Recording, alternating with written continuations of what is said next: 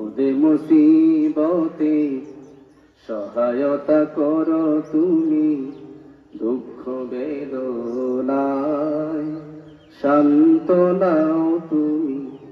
হারানোর ব্যথা যখন ঘিরে ধরে আমাকে, আল্লাহ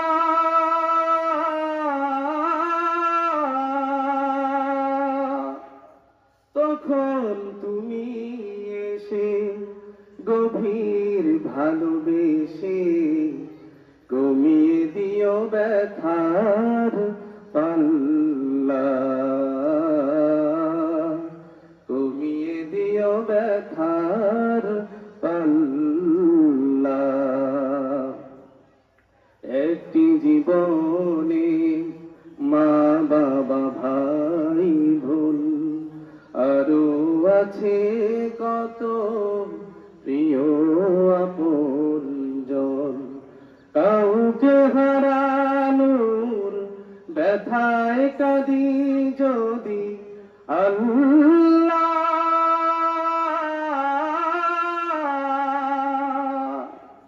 রহম ধারায় ভিজে স্মরণ করি তোমায়।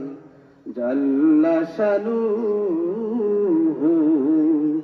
জাল্লা জাল্লা শানুহু, জাল্লা। বিপদ আপদ যতই কিছু আসুক না কেন ভরসা করব কার উপরে? এই জন্য মুমিন কোন মাজারের কাছে যাবে না, মুমিন আল্লাহ ব্যতীত কারো কাছে যাবে না, যাবে কার কাছে? একমাত্র আল্লাহর কাছে। যতই বিপদ আসুক না কেন, যতই বালা মুসিবত আসুক না কেন, শুধু সুখে থাকলে আল্লাহকে ডাকবেন, শুধু দুঃখে পড়লে আল্লাহকে ডাকবেন, সুখে পড়লে আল্লাহকে ভুলে যাবেন, এমন যত না হয়। ঠিক কি না? মুমিনের বৈশিষ্ট্য হবে সুখে দুঃখে ডাকবেন কাকে? এই জন্য সুখে দুঃখে আমার আল্লাহকে ডাকবো। মুমিনের 3 নম্বর বৈশিষ্ট্য হলো মুমিনের যতই বিপদ আপদ আসুক মুমিন ভরসা করবে কার উপরে?